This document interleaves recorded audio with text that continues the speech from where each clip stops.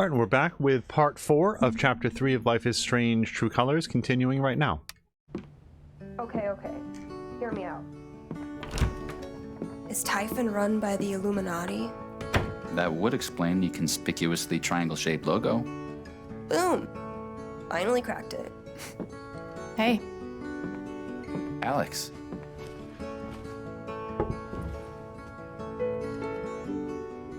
So, how did things go with Charlotte?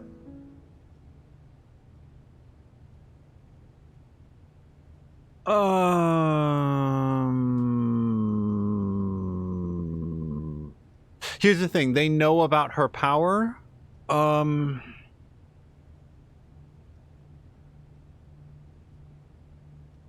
It was intense.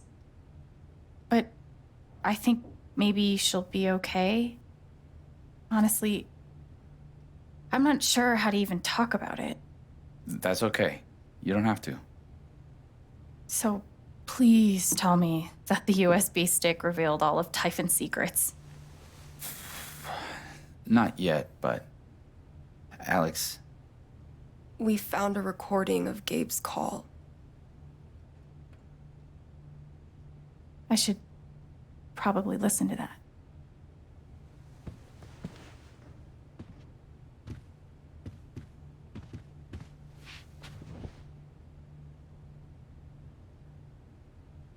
I need to know. We're here for you, okay? I'm just double checking there was no more dialogue. Oops, hold on. So we got a direct message from text from Ethan. Okay. Hey Alex, it's Ethan. I'm really sorry about that. The LARP was amazing, really. Oh, he's apologizing for when he was sad at the end. The LARP was amazing, really. You are a badass. Alex says you don't have to apologize. I had so much fun with you. Have a great time with your dad and stay safe.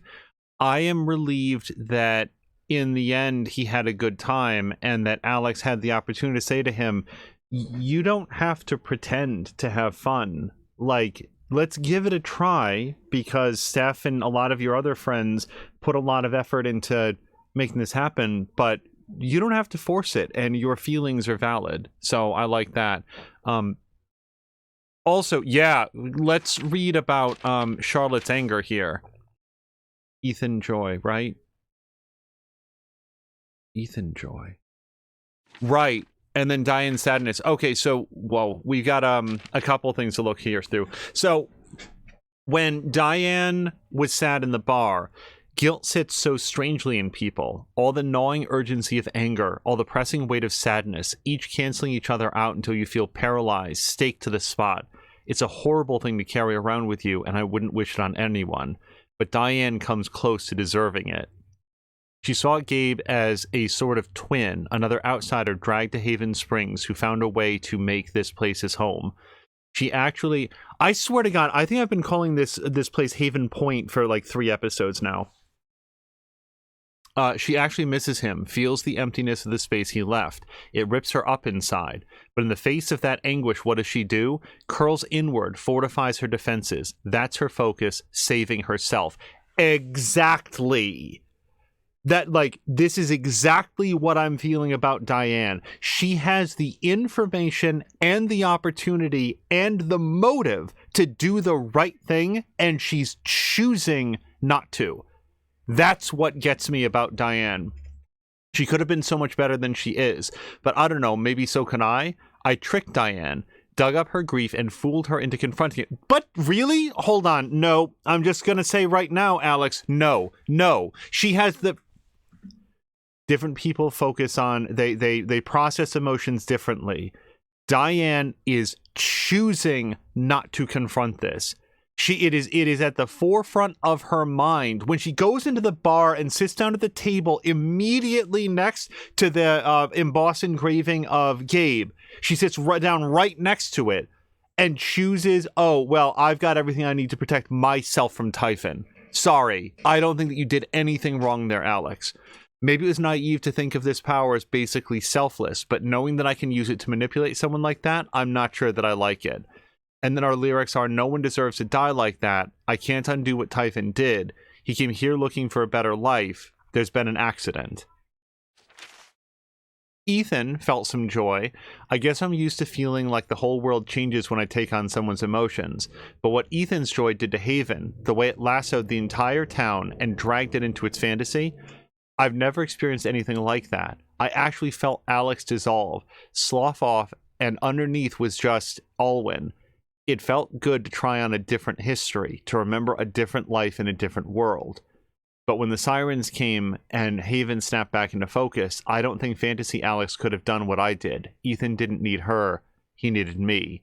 And that felt good, with a little smiley face. That's very touching, actually. Monsters are mortal, the forest notices, Sky Sword of Power, horrible creatures stalk the streets, exactly the heroes that I need. And then our song lyrics are, we can pry jewels from claws on your behalf, or we can wear masks and stalk the streets. Are we monster? Are we mortal? Whichever you need us to be. And then finally, our most recent scene with Charlotte and Anger. Some anger blisters like old film stock stuck in a projector. It eats you up from the inside, melts away everything else until all you are is a brittle shell and a boiling mass of blame and guilt. Make some art, supposed to help, right? But it doesn't. Just fills your shop with reminders of what a shitty person you are. I don't know how I knew I could do it. It was suddenly like noticing an extra limb, somehow invisible until the very moment I thought to use it. I could reach inside, find Charlotte's anger, turn it down, turn it off. And then it says some quotes from Charlotte. Teach me to need someone again. I can't look at you. Supposed to protect us. When did I become such a fucking monster? God, it hurt so bad. For a moment, I wanted to burn the whole world down, sit in the street, and let the flames peel me away, layer by layer. Instead, I swallowed it. I had to. Charlotte, suddenly just fine, or maybe not fine, but safe at least for now. I keep telling myself it was the right thing to do, the only option I had. But then I remember her eyes, the way they looked at me but didn't really see me. Yeah, there's two sides that I'm really worried about. It's taking something from someone that is theirs by right, created by them. That anger, it may not be beneficial, positive, constructive, but it was hers, and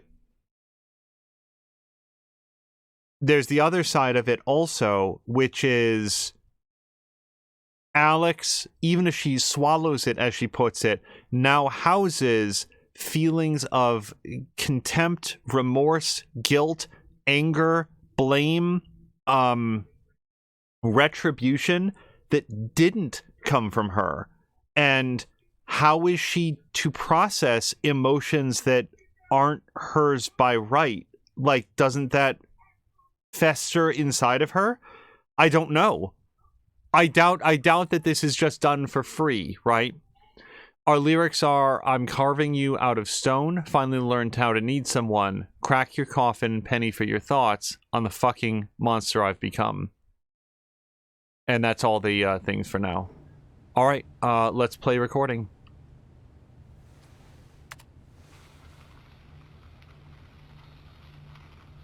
Type in safety. Mac? It's me. Fuck off, Jen. Yeah, okay, just listen. I need you to call off the explosion. Ethan's in the blast radius. Shit. He could get killed. What the hell's wrong with you?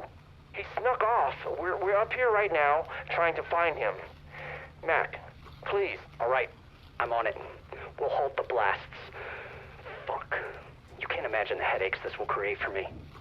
Thanks, Mac. Whatever. Just doing my job.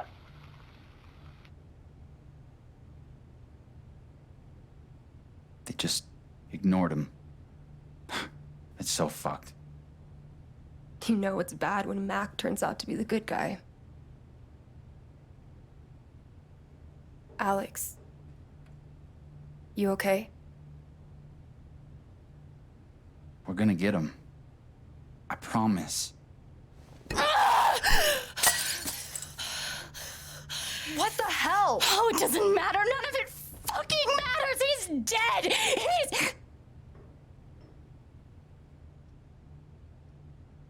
Fuck that. I don't need to take this. What?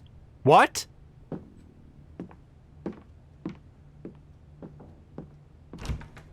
I should follow her. We'll be right downstairs, all right?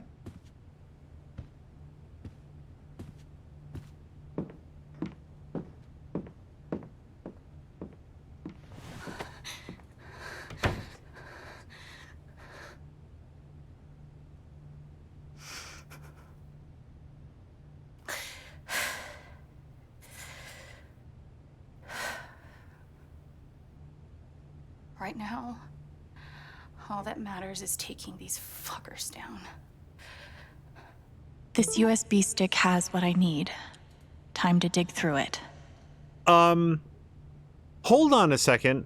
I know that there was some moments in our real life between these moments, but Steph literally said, "We're here for you if you need anything." Alex Chen then listens to the voice of her long-lost brother after having gotten a chance to reconnect with him for one day, and he died. And she hears that, yes, he did get through. The call is there in the recording. She has proof positive that Typhon lied and that the death of her brother was entirely avoidable. Again, they're blowing up a mountain. They could do that tomorrow. The mountain will, in fact, still be there. There's no need to do it today. They still did it today. Gabe did get through. We have every reason to believe now, multiple points of verification that Mac got the call and that he advanced it up the chain of command and they'd ignored him. And when Alex's response to that is to be angry for the first time, to show an emotion about this, like, my read on Alex, generally speaking, is that she is very controlled on her emotions, and that this is something that she's learned that she has to be because of how intensely she feels other people's emotions. So you might notice also, she did ultimately only have vague memories of knowing Gabe when she was much younger, and then the single day that they had together. So one thing that you have not heard from me is any sort of complaints about a quote-unquote lack of emotion about how Alex feels about her dead brother, because he was a familiar stranger to her, ultimately. So I'm not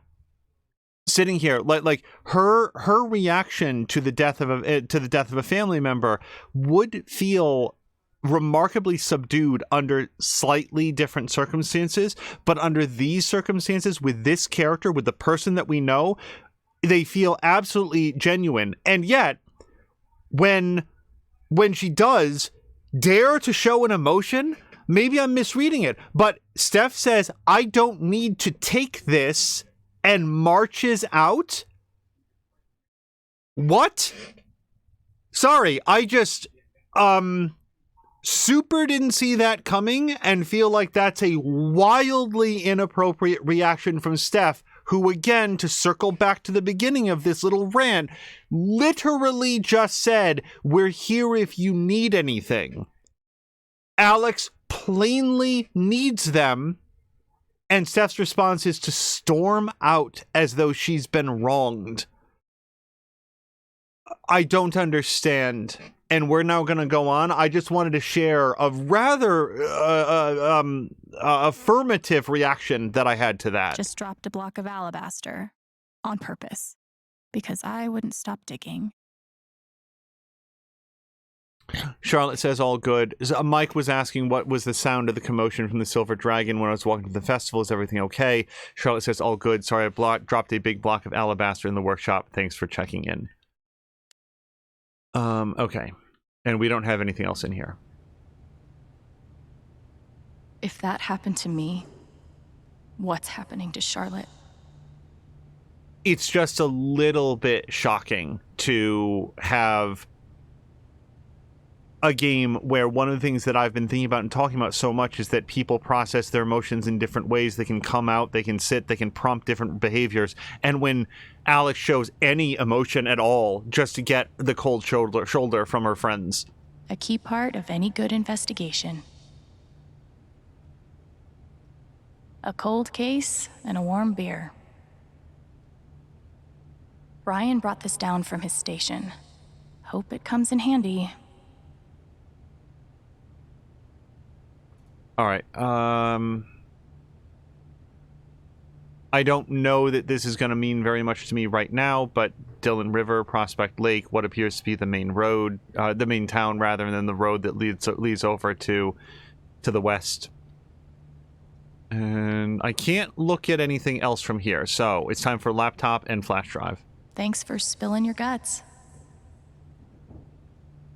This time, I don't think Gabe would mind his little sister messing with his stuff. Gabe's call came in from the sat phone at 8:41 p.m. I should find the next call and see if that has any information. I was going to say, so notes, find out what happened after Gabe's call at 8:41 p.m. So there's the sat phone. So this would be the next thing that happened. But I just, do we not want to listen to all of this? This is ACFC. How can we feed you? Is the Good Pickins chicken thing still going on? It sure is. Nice. Let me get a large order of the spicy nuggets. Excellent choice. And would you like the biscuit and gravy or the mashed potatoes and gravy? Oof. Okay. Sir? Oh, fuck. Sorry. Do you need a minute? No. I'm, gonna go with the potatoes. Yeah, let's just do potatoes. You could do both for 50 cents extra. Oh my god. You still there? Yeah. No, that's okay, just the potatoes. Okay. I've got you down for a large order of spicy nuggets with potatoes. That'll be ready for you to pick up in about 30 minutes. Thanks. That was riveting. Lace Flowers, this is Riley. How can I help you? Hey, babe, it's me. Mac, hey, what's up? I'm on lunch. Oh, you're not gonna believe what J-Man did this morning with some of the new dyes. Hey, so I'm not sure about this part here. It's Mac. Is that Gabe? Hey, Mac, can we talk later? I'm kinda busy. Busy how? Let's hang out when you get off, okay? Hold up, why is Gabe there? Okay, talk soon. I love you. Wait, Riley! Oh, Mac. Hi, Belt Plumbing. How can I help you? Hi, I'm of Typhon Mining. I think we had one of your plumbers up here last week. Typhon Mining. Give me just 1 second to check our records. Yes, I have a record of a service call regarding some sewage backup. Yeah, so, I don't think it's fixed. The field report I have says that the issue was diagnosed and solved. Can you describe what you're seeing? Oh, I really can't. Look, can you just send someone? I'll have someone out to you later this afternoon. Great. Have a nice day. Yeah, I doubt it. Nasty. As remote as it seems, knowing that, this is now a month old, but that they have a business relationship with High Belt Plumbing, that potentially gives us some social engineering ways in. Hi, I'm Alex from High Belt Plumbing. Typhon Mining, this is Diane. Hi, Diane. It's Rose, down at Town Hall. Hey, Rose, how are you? Oh, I'm busy as a bee this time of year. You have a second? Some folks have come in here with some questions about the expansion and all that. I was hoping you could give me some answers to pass along to them. I'll do my best. What are the questions? Let's see here. Okay, first question. How many jobs do you expect to create by opening a second pit? We'll be starting with 25 new positions, but that number is expected to grow to 45 within the first year. Oh, give me just a moment here to jot that down. Alrighty, next up, number of questions regarding risks for pollution. Water, air quality, etc., etc. Anything you can offer there? Let me pass that on to our environmental outreach department. They'll get back to you with all the relevant fact and figures. Oh, sure. No problem at all. And last one. They want to know if there will be more mining vehicles driving through town. Yes, we will be increasing our transportation needs somewhat with the expansion. But to minimize disturbance, we plan to direct drivers to stick to approved trucking routes. And of course, never after 6 o'clock. Never after 6. Thanks so much, Diane. That's all I have for you right now. My pleasure. Have a good one, Rose. You too. Diane is really good at pretending to be a person. Mm-hmm. So, Colorado Department of Typhon Mining, this is Brandon. Hello, I'm calling from the Department of Land and Resources to confirm the inspection set for next week. Yeah, let me grab Diane for you. Thanks. This is Diane. Hi, Diane. I'm calling to... Confirm inspections? Yes. Did you have a chance to look over the email I sent? I did. Everything looks great. Glad to hear it. I'll see you Thursday then. Mm-hmm. Have a good one. You too. There must be a lot riding on these inspections. Now, here's the sat phone call that came in. And this was, by the way, I think it was scheduled for 9 p.m. So this was 20 minutes ahead of time. Plenty of time to communicate that. And then there's a follow-up at 8:43. Just in case there's anything more or different, we get some commentary from Alex, I do want to listen to it. Typhon Safety. Mac? It's me. Fuck off, Jen. Yeah, okay. Just listen. I need you to call off the explosion. Ethan's in the blast radius. Shit. He could get killed. What the hell's wrong with you? He snuck off. We're up here right now trying to find him. Mac, please. All right. I'm on it. We'll halt the blasts. Fuck. You can't imagine the headaches this will create for me. Thanks, Mac. Whatever. Just doing my job. Lena, it's Diane. We have a problem. You're kidding. There's a kid lost in the mountains near the pit. We need to postpone. Lena? Haven is your site, Diane, and therefore this is your decision. I know I don't need to remind you of the stakes. Someone could be hurt. Or killed. We've been over this. Anyone up there has disregarded posted notices and accepted full liability. We're talking about a child. I'm just asking for one day. If you postpone tonight's scheduled blast, you put Rhea in jeopardy. That puts the whole company in jeopardy. Is that what you want? No. Then do the math and make the right call. Email me when it's done. I will. So Typhon thought Rhea, whatever that is, was worth risking our lives. Let's hope Diane's email sheds more light. Hold on, I'm not done listening to it because Lena Clark then called in the next morning. Lena. Hello, Diane. Is it safe to assume you've gotten your emotions under control? My emotions? Someone was killed last night because of a decision you made. I would be very careful with what you say next. Who do you think is more at risk here? Me or you? Excuse me? Now, of course, we're all committed to helping you make it through this difficult period. We don't want to see anyone be scapegoated over an unavoidable accident, right? Right. Great. Then you and I are aligned. Who else knew there were people in the mountains? Just my safety manager, Mac. He got their distress call just before I contacted you. Do you trust him? I think I can convince him to be trustworthy. Good. Only one point of contact, and you've got him handled. I think we're going to make it through this just fine. Speak to you soon. Okay. I refuse to feel bad for Diane in all this, but damn. No. What do you mean, damn? What do you mean? What do you mean? She had the opportunity to stop it. She chose not to. Then she called up Lena and tried to make it out like Lena. Bad news, Diane. Lena's on the call telling you have a recording of Lena telling you it's entirely up to you. By the way, there could be consequences for the company if you choose to do that. Right. That, I'm just letting you know, Diane, that puts Lena completely in the clear. She successfully pinned all of the blame on you, and when she did so, you went ahead with what she wanted, what you thought she wanted. Like, don't make no mistake, we all understand what Lena was saying, but what do you mean, damn? Diane still made the call. In the end, Diane had the power to stop it and didn't. H&B Investigations. Bennett speaking. Hi, Bennett. This is Diane Jacobs. Lena told me... Yep, been expecting your call. Okay. I'm not sure what the next step is. Just need all the pertinent information on the employee in question. Name, number, address, significant others. We'll handle the rest. I see. Just come by the office.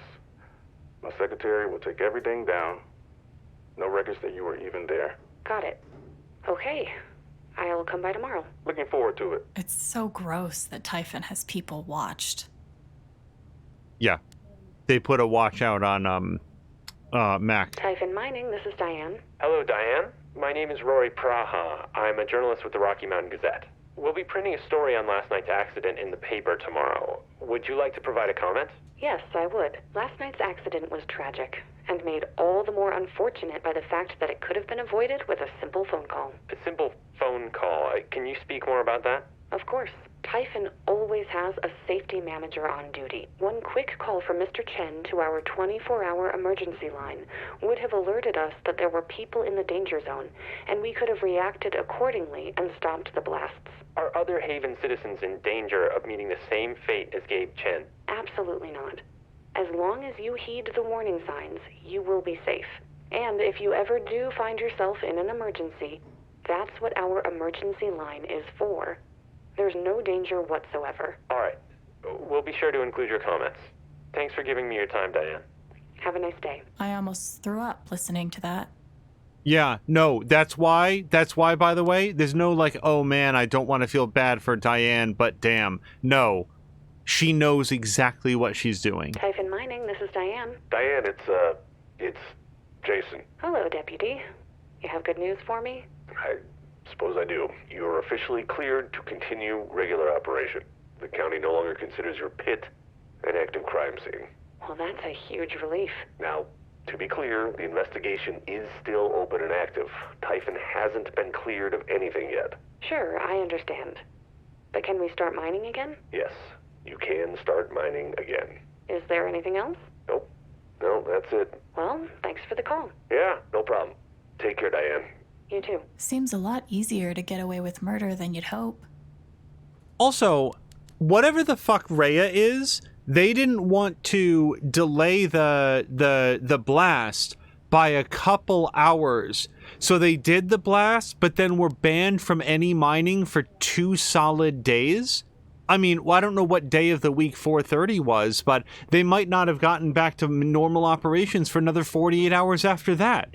So just the whole premise here of things will be fine. Typhon Mining. Diane? Oh, hey, Joe. How are you? I'm good. Doing real good. So I have a pretty good list of candidates to go over with you. Looks like I've got 40 names. Great work. When can we go over it? Hey, Diane, can I be candid for a moment? Please. It's just, well, we've all been following the news and, I don't know, after that accident, Joe? I just want to be sure there really are positions waiting for these people. There's nothing to worry about. If you have qualified candidates to show me, I have jobs to offer them. Glad to hear it. You free Tuesday afternoon? Around 3? Sure. Great.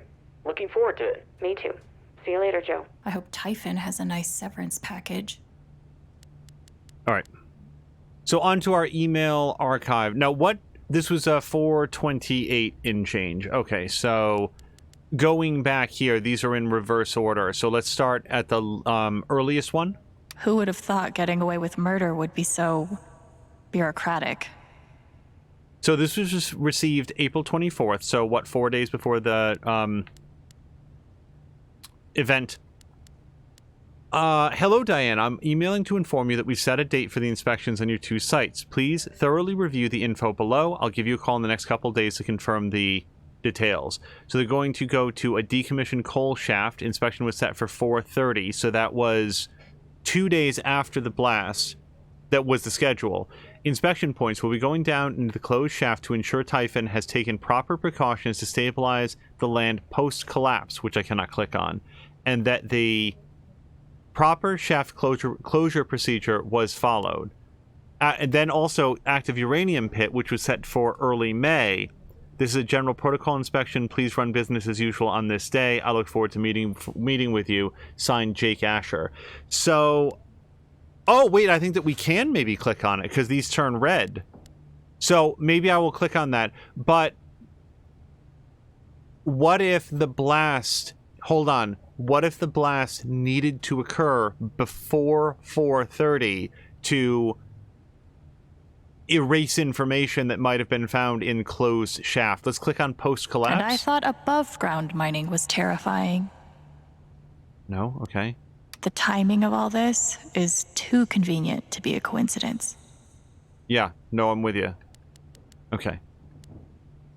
Too bad money can't fix all of Typhon's problems. 3 days before the blast, Dennis Walker writes to Diane, "Hello, Diane. Sorry to hear about the troubles you're having with your hauler. I spoke with some folks about getting the brakes fixed, but given the upcoming expansion, I've decided to go ahead and buy you a new one. We'll send you a 789 hauler. It should be efficient enough to handle 2 pits. The Bat guys say they'll have it there next week." So there's nothing to do with the blast. Well, I guess the fact that they get a brand new hauler, but they were going to get that even if the blast was delayed. Wait. Does this mean someone at Typhon feels actual human emotion? No. I'm not buying it. He's talking about it like it's a sure thing. I suspect it was a sure thing on 425. So here's 430, so this is 2 days after the blast. Damn. Is this what Diane sold her soul for? After our recent conversation, I took the liberty of expediting your application to our executive training program. We will move forward with your enrollment as soon as you have the situation in Haven all wrapped up. Best, Lena. What a polite way of saying, I control you, and don't forget it. Situation? You mean that guy you killed? Okay, so this was sent 428. Hold on. This is the email Diane mentioned. So what is Rhea? Okay, pause for a second. I warned, so this was sent 428? Hold on. I don't know why this one is shown out of order. This is the email Diane mentioned. So what is Rhea? I warned you, Lena. I fucking warned you. Rhea went off undetected as you insisted, and now someone is dead. You better have a plan. I'm not going down for this, at least not alone. Then on 428, so this was about 20 minutes later, almost exactly, Lena wrote back, I understand that you're upset and emotional about tonight's tragic, unavoidable accident. Therefore, I am choosing to overlook this momentary lapse of judgment. Again, with the E in judgment. I'll be calling first thing tomorrow to discuss how we move forward. I suggest you take the night to cool off. Okay, let's go from Rhea went off. Rhea went off undetected. A second blast went off that night? What did Lena say? Without the scheduled blast, Rhea will be discovered. It was a diversion. They set off the blast that killed Gabe to cover up another one somewhere else. That's why they couldn't wait. If I can find out where that blast went off, it might tell me why it was so important. Okay, hold on. Back to email archive. A second blast. That's a Bond villain type stuff.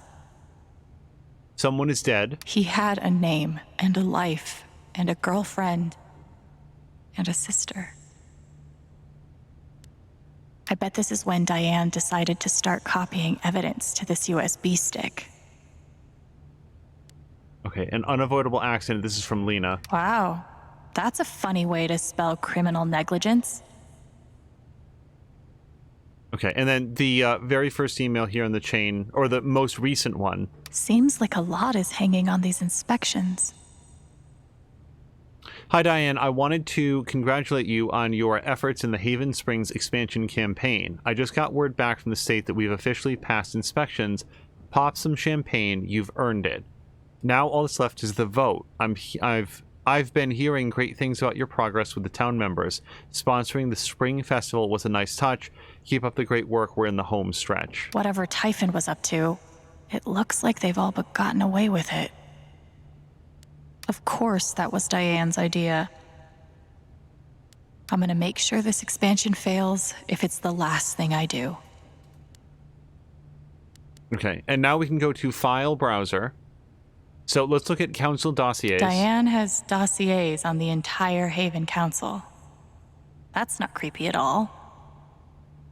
Yeah, no kidding. So here's rather than maybe reading every word, Eleanor Lathe has listed points, pressure points, granddaughter student loans, and medical expenses. Typhon knows about Eleanor's dementia. Shit. Yeah, they've got that investigation squad on their team. We listened to the voicemail where she called in to have a watch put on somebody. A native to Haven Springs, Eleanor Lathe is well respected by council members and citizens alike. She holds considerable sway, but is unlikely to dissent on her own. Though her granddaughter was close to Gabe Chen, wow, this was written Hold on, this was written after Gabe's death. She appears not to question Typhon's account of the accident. I was not expecting that. Jedediah Lucan, vote status secured. Jed is viewed as a local hero due to his rescue of 19 Helldivers during a collapse in 2008. Strong ally, use him as a resource to secure other council votes if necessary. That makes sense. What it means is that Jed will be very, very difficult to place blame where it belongs on Typhon. Charlotte Harmon, pressure points. Business overhead, son's college savings. A well-known small business owner in Haven, Charlotte will prove instrumental to getting the buy-in of both both other business owners and the 20 to 35 demographic. As Gabe Chen's girlfriend, she may be a lost cause. Corporate approved making a financial offer. You'll receive the details soon. I knew that affidavit gave me a bad feeling. 100%. So, Ducky, I had to scroll down a couple times to see the whole thing. Pressure points, grief over deceased wife, estranged relationship with daughter. We've been able to dig up very little about Ducky's past, but we do know that he arrived in Haven shortly after resigning from the board of his own company due to a falling out with his daughter. Ducky has voted with Jed in every prior instance, making his vote all but secured. Poor Ducky. I didn't know. Nor about his daughter, although it makes me wonder what... He had some, hesitations about tonight, right? Like the Harvest Festival? Spring Festival? Jason Pike, vote status unknown. Pressure points, career as a sheriff's deputy, seems to have a crush on you. Jason Pike... Okay, was this written... Whatever. Crush on you, meaning, Diane. Jason Pike has been a sheriff's deputy in Haven for over 8 years. He and the company have skirmished over small violations in the past, but we see no evidence he harbors anti-Typhon sentiment. Double down on Typhon's commitment to the community. That's likely your best angle. This is Rhea. Fuck. This map's too small to tell where this is. I need a map. Okay, well, but I want to keep reading this, though. Obviously now I go and look at map, but I want to read this. I still need to find out where this is. Yeah, the depth was 131 feet. The blast went off over 100 feet underground. Is that normal? I'm wondering if it was the collapsed coal mine that was supposed to be safely sealed off. Loudon Dion report. Or Loudon. Site operator Brandon Whitaker. Safety manager Mac Loudon. Codename Dion. Expected haul 8 tons. Crew present 20. Injured 0. Charges prime 20. Detonated 20. Misfired 0. Notes. Signature illegible. Do all corporations use supervillain code names? Or just the evil ones? No notes. 'Cause you can't document a call you claim never happened. Jacob's Rhea report. This is about Rhea, but it doesn't tell me where it was. No, we'll have to check the map for that. That's exactly the same time the blast that killed Gabe went off. Expected haul not applicable. The expected haul was left blank. Permit number, also notice crew present 1. No permit? That's gotta be illegal, right? Yeah, we don't have a lot of information here, but it's notable to me that there was an inspection plan for 4:30. Check background Loudon. I guess Mac was right to be so paranoid.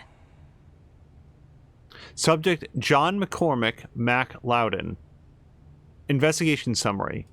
4:29. Surveillance of subject's home began at 9:30 a.m. Subject remained out of view until 1 p.m. when he appeared to use the bathroom. Left home at 8 p.m. Was tailed to dispensary and back home. Subject remained in his home for the remainder of surveillance. On 4:30, the subject remained in his home all day, received one visitor identified as former girlfriend Riley Lathe, who went inside and stayed for just under an hour. Subject's behavior appears consistent with depression. On May 1st, subject was followed to the wake and then to lay the flowers. Subject argued with a girlfriend, who then was seen talking with a woman identified as Alex Chen. Erratic behavior observed, but subject seems to have calmed after interaction. Flight risk remains. So I feel good about having calmed him down, not that I ever felt bad about it. Holy shit. Mac's real name is John? Okay, your real name is Alex, it's fine. It feels wrong to be looking at this. And yet, I can't look away. Fuck. They saw that? Yeah, and as she said, by the way, Mac was right to be paranoid. It's not paranoia if they're actually after you. That's the site of the 2008 Typhon mine collapse. Why would they set off a blast in their current mine to cover up a blast in their old mine? Didn't Typhon just have inspections around the old site?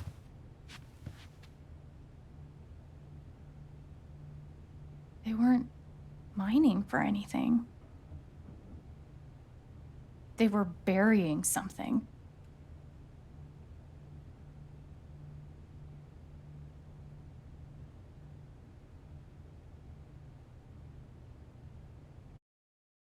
Oh, wow. Okay. The chapter breaks in this game are abrupt sometimes. So, before I look at this, as always, is there anything else that I want to say? I'm very glad that we took the time to read through the other things before we, hit on the search for the thing. But yeah, based on the way that things line up, what do we know? Gabe was killed on the 28th of April. On the 30th of April, there was an inspection set up that was going to cover two things. Sorry, on the 30th, there was an inspection set up to re-inspect the previous coal mine that the 2008 mine collapse had happened at. Rhea appears to have been a series of 12 charges that were set 131 feet underground that was right where that site was. They also, it seemed like those charges were set, or maybe there was just one charge, now that I think about it. The point is, that appeared to be on a timer, and that one could not be delayed because otherwise it would be detected, and it was set off to go simultaneous with the larger one that everybody knew about. So what is the only possible reason that you would have an explosion 131 meters underground at the site of an old mine collapse that's about to be inspected in 2 days that you can't delay? It's if you're trying to destroy something. You're trying to cover up evidence. I don't know how this information possibly helps Alex, because what we have right now is a bunch of circumstantial evidence and conjecture about what it might mean, and her powers don't involve lifting up large amounts of rock. I can think of somebody in the Life is Strange universe who might be able to do that, but he's not here right now. So knowing that they were likely trying to cover something up is a very far cry from being able to prove that they acted not with negligence but with active malice to make sure that the mine went off regardless of the danger to others. But is that more depraved indifference? I don't know. And then there's the scene where Steph storms out. In this episode, I thought that the little heist, the little trickery that they pulled on Diane to get her USB key was very silly.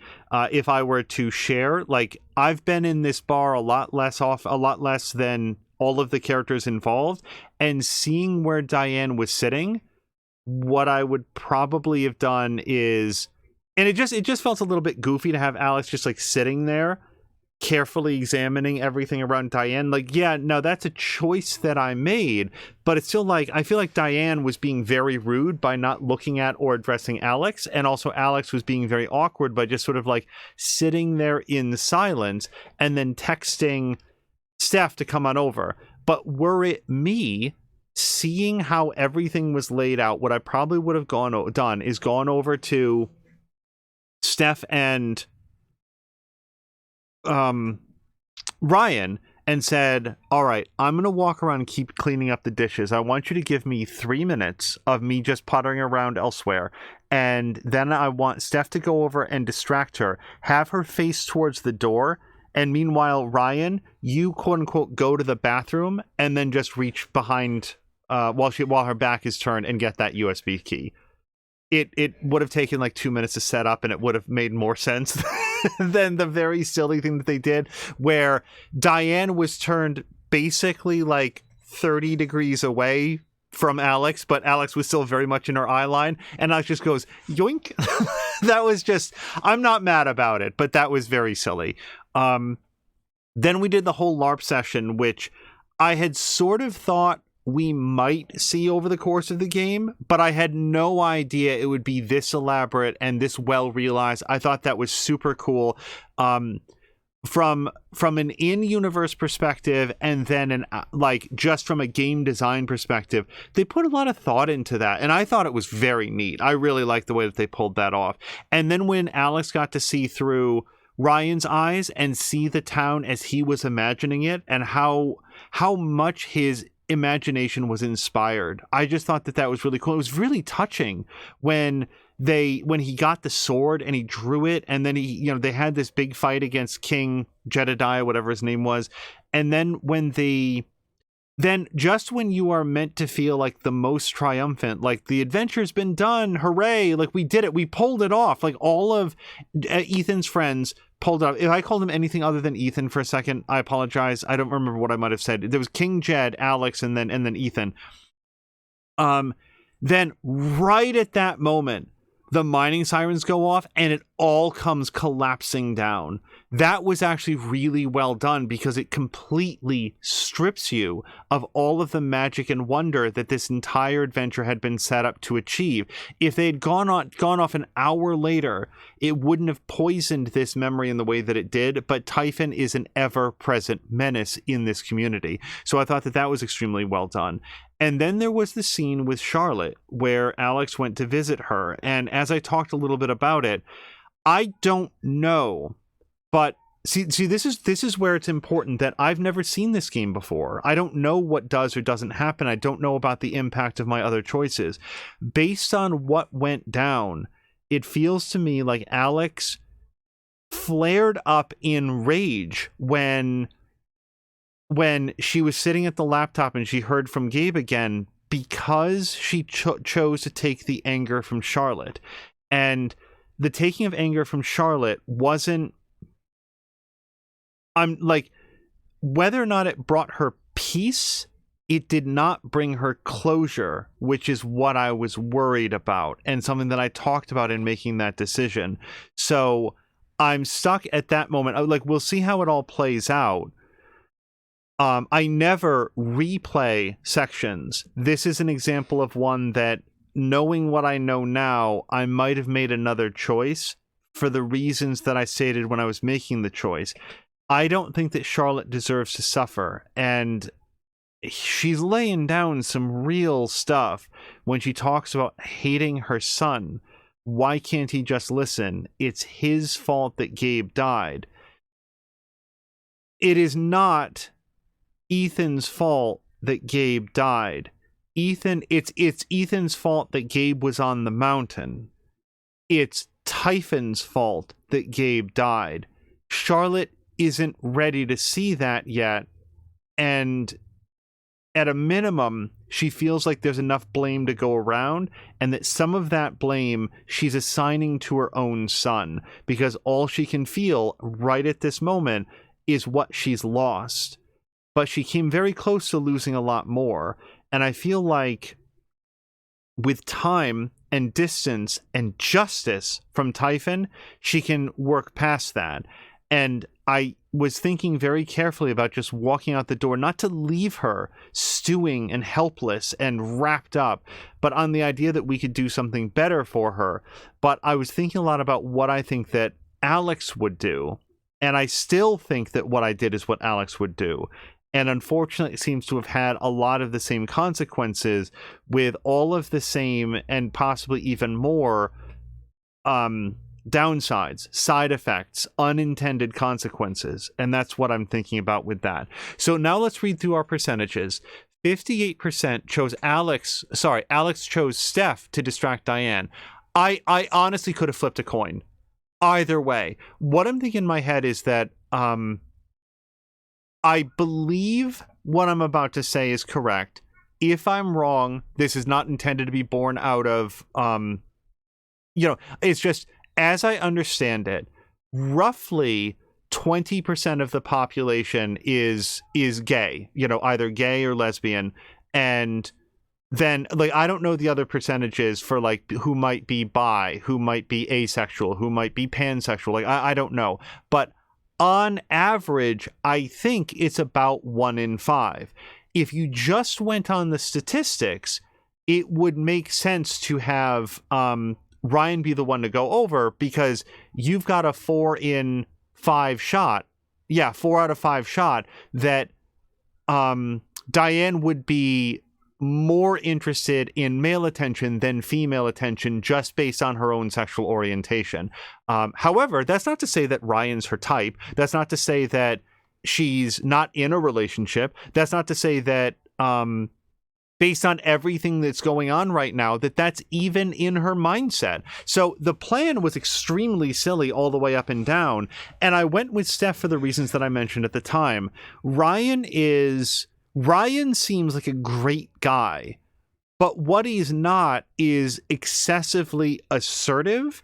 And I feel like a plan, like, just to say it aloud, I feel like a plan this stupid belongs with someone who's going to be able to fully commit in the moment. And Steph, I felt, and by the way, am vindicated in how she came up. Steph was willing to fully throw herself into it. So I think that Steph was the right call. I'm sure, just to metagame it, that it would have worked out either way. But I feel like Steph absolutely knew the assignment. She understood the assignment. She went and she got it. And let's not overlook, unless my eyes deceived me, Diane was full on blushing. As Alex said when they met up in the apartment afterwards, I think Steph might have awakened something in Diane. And if not for the fact that I absolutely detest Diane down to the marrow in her bones, I would actually be pretty happy about that. However, fuck off, Diane. You can, allow all your feelings to go unrequited for history. I like, you remember, guys, how hesitant I was to condemn Mac Loudon and saying this doesn't make sense. As far as I'm concerned, we have Diane absolutely dead to rights in her own writing, in her own words, on tape. We have her. Like, Diane is as guilty as anyone could be about this. Arguably more guilty than even what's her face, Lena, was that her name? Like, should Lena go to jail? Oh, yes, absolutely. She's not going to. Like, Lena's covered. I'm just saying that, like, from what I see, I'm not a lawyer, but from what I see, Lena has a ton of legally plausible deniability. And that's where that comes from. She said to, what's her face, Diane, it's up to you. It was up to Diane. She was explicitly given the ability to make another decision, and she chose not to. It sucks that she might be the patsy from somebody higher up, but the problem is Diane chose to make herself the patsy because she had the chance to do it right, and she chose not to. Wow, that went a little bit ahead of where we are in percentages. So let's keep reading. 53%. Alex took Charlotte's anger from her. I'm trying to process how I feel about that, because I'm simultaneously not surprised based on how, like, if I had made that decision 3 minutes later, if I'd like gotten up to get a drink and then come back and then been presented with that choice, I may have gone a different way. I really was like flip a coin on it. What's surprising to me, I guess, is that so many other people were as well, just because from a curiosity standpoint, I feel like you'd want to take the anger, like, oh, what's going to happen? Oh, I can't wait to see if this is going to like add another layer to it. So I guess I might have expected that to be a little bit higher, even though it was the decision that I made. Because I have to confess, I started talking about, like, I'm afraid of what this is going to do. I'm also coming at this from like other stories about people who exercise superpowers and wind up going too far with them. For example, and you know what? Maybe this is part of it. I was about to say, for example, the previous Life is Strange games. Like, that's a running theme between these. Just because you can doesn't mean that you should. Especially the first Life is Strange game, that's a major part of it. So, yeah, 53%. Maybe we're all coming to this after playing the previous games and understanding what they were meant to teach. 75%, Alex made Diane sad. And I think that's because, like, to sit down and say, I know you're covering it up, that feels like a dangerous bluff, doesn't it? I don't, like, I know that a cover-up is happening. I don't know in that moment, either as me or as Alex Chen, that Diane knows much more about it than Alex does. It seems likely, but I don't know that. So that's a hell of a bluff. Rather, sitting down and saying, I need your help for my brother, that's a plea to emotion, to sentimentality, to empathy. It's maybe not super likely to work, but it feels more organic than to sit down and make what ultimately feels like a baseless accusation, or at least an accusation that Alex cannot back up. 40%, Alex didn't play a record. Well, again, that is, I just want you to know, that is exclusively because these are going up as VODs, and I didn't want to risk having anything muted. I would have, just a note for Kings of Leon, Sugar Pie Riot, and Brianna Lilac, I absolutely would love to hear your songs. I really would. Alex did some weeding on the rooftop. Only 42%. I have to imagine that is 58% of people. It did not occur to them to go up to the garden. I like to explore. I have to imagine that anyone that went up there would have done the weeding. Unless there's some, like, botany fact that I don't know. Are you supposed to leave the weeds there to, like, die and, like, that's the thing with weeds. Don't they, like, absorb all the nutrients out of the soil and then everything else dies around them? Isn't that the thing that makes them weeds? They grow everywhere and just take everything? Boy, maybe I'm wrong. I don't know. Weeding seemed like the right thing to do. 96%. Alex and Ethan were never knocked out in a battle. 0%. Look at that. 0% Ethan was knocked out in a battle. 2% had Alex knocked out in a battle, and 2% both Ethan and Alex were knocked out in a battle. I think that the whole LARP section was super cool. I really do. So when I next say it was also extremely easy from a gameplay perspective, please understand that that's not a criticism. It's not supposed to be hard. It's an adventure made up for, what is he, like 10, 12? It's a kid's adventure. He's supposed to win. And by the way, he's not supposed to be crying when he wins. So yeah, it's cool. 96%. Got it. 33%, the troll was subdued with magic powder. 56%, the troll was killed in battle. And 11%, the troll took Alex's bribe. Why?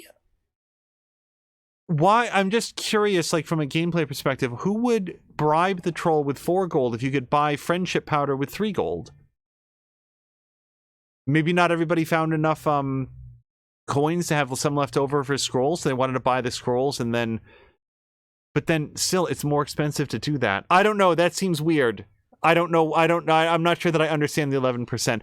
The 56% who killed the troll, I actually do understand that. And the reason that I understand that is that I don't know necessarily how LARPs work, but I'm thinking to myself, if we fight every battle, overcome every challenge, is it possible that Ethan can quote-unquote level up and then he hits for like 4 damage instead of 2?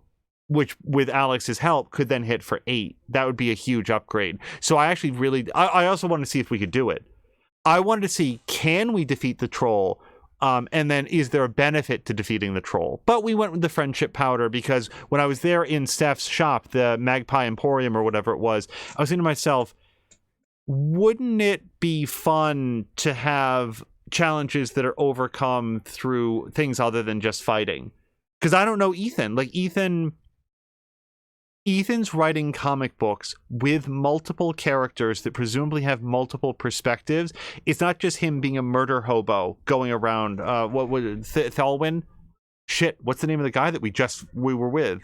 Thanor. Thanor isn't just like, oh, I stab it with my sword. He has like climactic battles and investigations, and Alwyn, his best friend. He seems to be a little bit more sophisticated as a storyteller and a story consumer than I might have been at his age. So yeah, let's have some outcomes that aren't combat related, you know? 52% the serpent was put to sleep, 48% the serpent was slain in battle. Is that, where did we find the bell, by the way? Is it because we answered no? I don't remember right now how we found the bell, but it's possible that half the people just didn't find the bell or didn't think to use it. No, it's underlined in the dialogue choice. So maybe a lot of people chose not to use it. Again, to kill the serpent and maybe get the experience. Because I have to say, when the serpent went to sleep and dropped loot, I was not expecting that. I thought, oh, we just don't have to fight the serpent. It wasn't occurring to me that we would still get rewarded. So if I was really driving down the let's grind for experience, I would have chosen to fight the serpent. But again, fun doesn't always mean combat. 53%, Steph stormed out of the apartment. Now that answers the question that I had earlier. No, but wait a second. Hold on. 53% Alex took Charlotte's anger.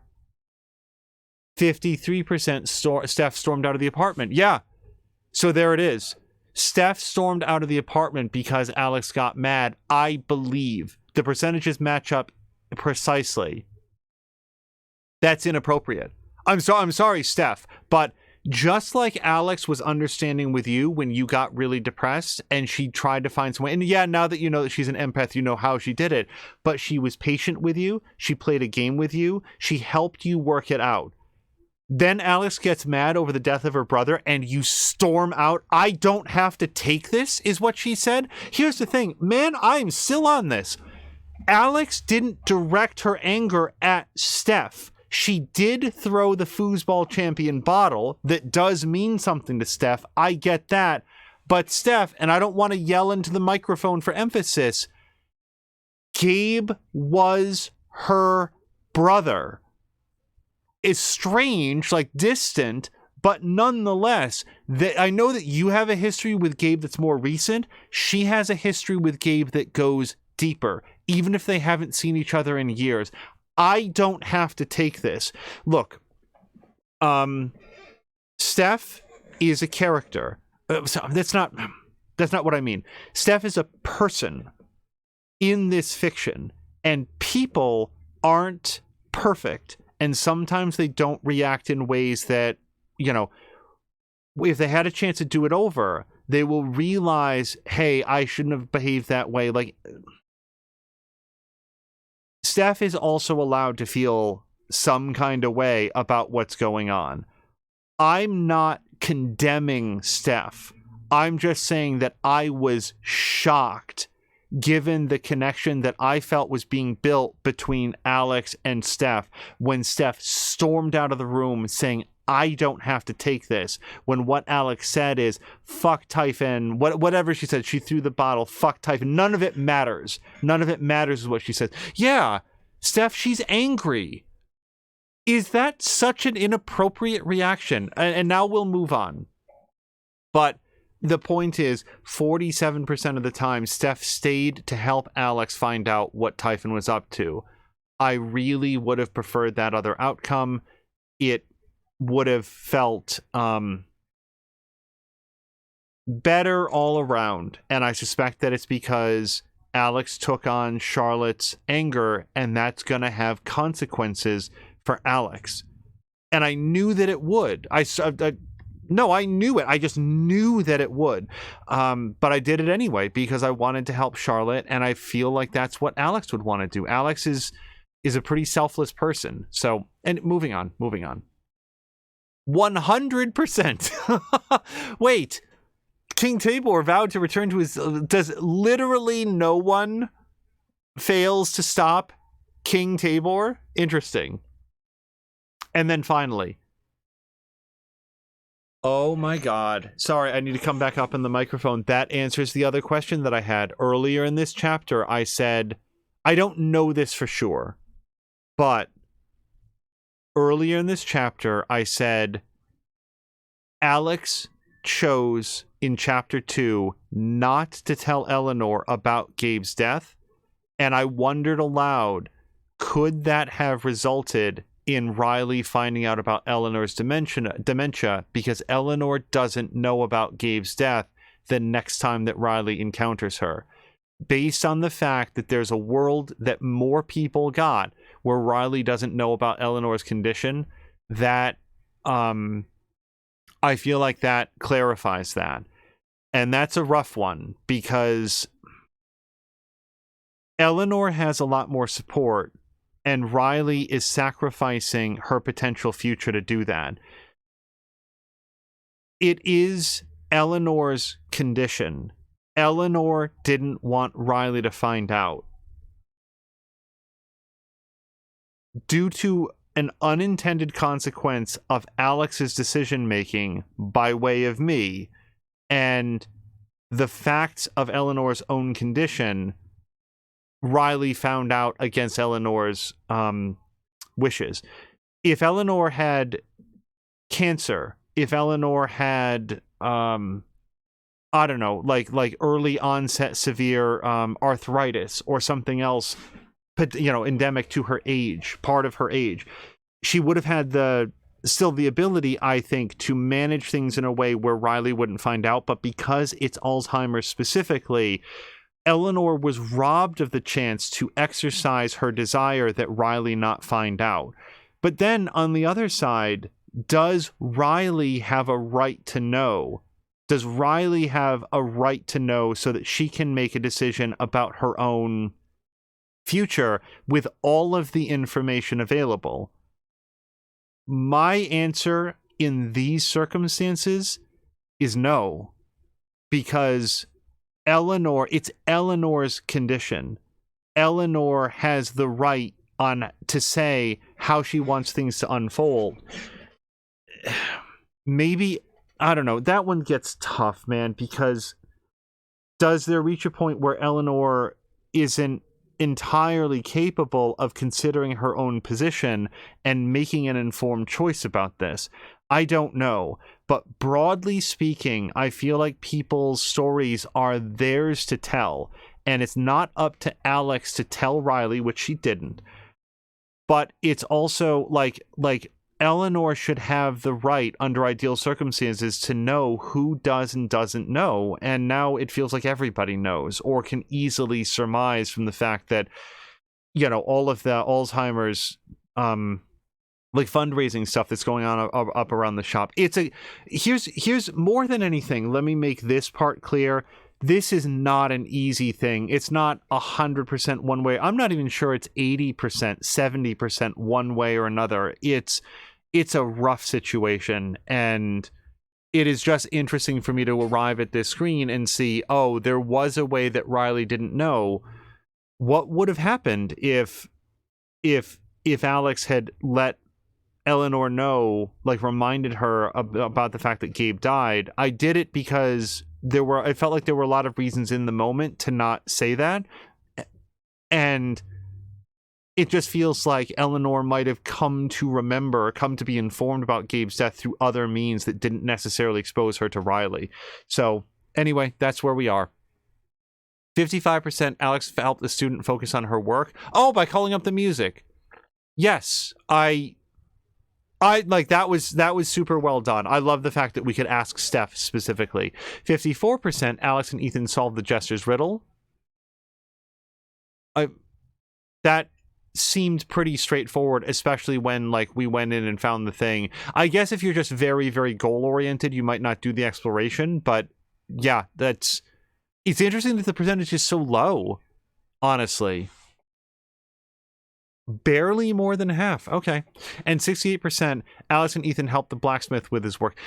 It's more people that did the blacksmith, but it's almost the exact same thing. You encounter the question and then you go in to the place that's the closest place. You look at the picture on the wall and then you come out and do it, which, by the way, is how I might design a LARP for a kid of Ethan's age. You're not looking to you're not building an escape room. Okay. It's just hail there, fair traveler. Can you help me with this thing? The thing that you need is literally in eyesight. It's cool. It's a fun thing. It's not an actual Lord of the Rings. And that's that. So we could go to the next chapter or go to the main menu. We will go to the main menu and reconvene in 1 week's time for the next chapter of Life is Strange 2 Colors. I'm very glad that there's more than 3 chapters to this game. Again, if I were to offer a prediction, it would be 5 chapters in total, but that's only because that was the norm for Life is Strange and then Life is Strange 2. So hopefully we have at least 2 more weeks of doing this. We're going to call it here. If I had one more thought on our way out, Chapter 3 here was much quieter in the soundtrack, and I don't mean only because Alex did not play a record. Life is Strange has its own sort of like composer, at least I think they do, and they sort of do this. I don't know musical language. Like, I want to call it like sort of noodling on a guitar, just like doing gentle little melodies that feel like they are appropriate to the scene. And here we certainly got some like underlying music, some real like heartbeat, pulse pounding stuff underneath the encounter with Charlotte. But there were other sections, like when we went into Lathe Flower Store, that was just completely silent. No music in the store, no music on the soundtrack, to the point where I actually checked to make sure that nothing had accidentally been turned off. That's not a complaint, it was just interesting. Because again, this game was not released episodically, so it definitely feels like there was a choice made to not have any music there. And I wonder why. I was sort of thinking, is there a reason that this episode is a little bit more subdued on the musical track than the 2 that came before it? And even at this point, I'm not sure. So anyway, we're going to call it here. Thank you so much for joining me for Chapter 3 of Life is Strange 2 Colors. And as always, I will see you again in 1 week. Depending on when you're watching this, it may roll directly forward to the next chapter immediately, or hopefully as early as tomorrow. Either way, we will see you again very soon. Thank you for watching, and take care.